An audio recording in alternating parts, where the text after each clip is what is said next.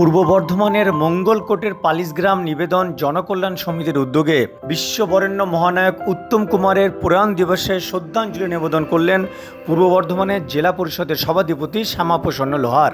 এদিন সন্ধ্যায় মহানায়ক উত্তম কুমারের সমাজ সচেতনমূলক চলচ্চিত্র পর্দার মাধ্যমে উপস্থাপন করা হয়। বাংলার সিনেমা জগতের রূপকার উত্তম কুমারের ছবিতে মাল্যদানের পাশাপাশি বাংলা চলচ্চিত্রে তার অবদান সম্পর্কে বিস্তারিত বক্তব্য উপস্থাপন করেন উপস্থিত ব্যক্তিত্বরা।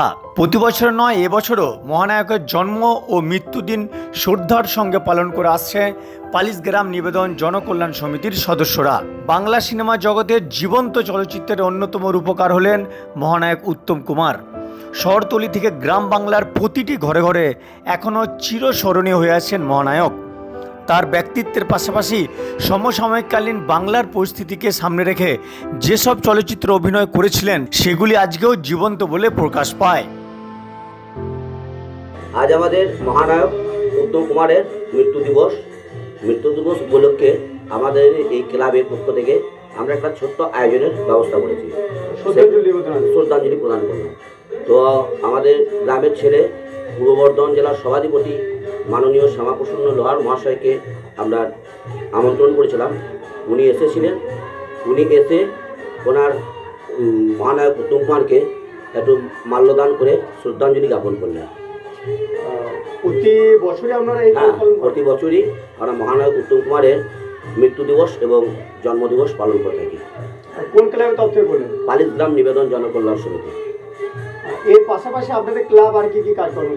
আমাদের ক্লাব বিভিন্ন রকম সামাজিকমূলক কাজ করে, রক্তদান শিবির, গরিব দুস্থদের বস্ত্র বিতরণ, সামাজিকমূলক কাজ আমরা করে থাকি এই ক্লাবের পক্ষ থেকে। পূর্ব বর্ধমান জেলার সভাধিপতি মাননীয় শ্যামাপ্রসন্ন লোহার মহাশয়ের নির্দেশে উনি আমাদেরকে দেখিয়ে দিয়েছেন। আমরা ওনার উদ্দেশ্যটাকে উনি যেভাবে বলেন আমরা সেভাবে মানুষের পাশে দাঁড়াই এবং ছোটোখাটো অনুষ্ঠান যেগুলো করার সেগুলো করি।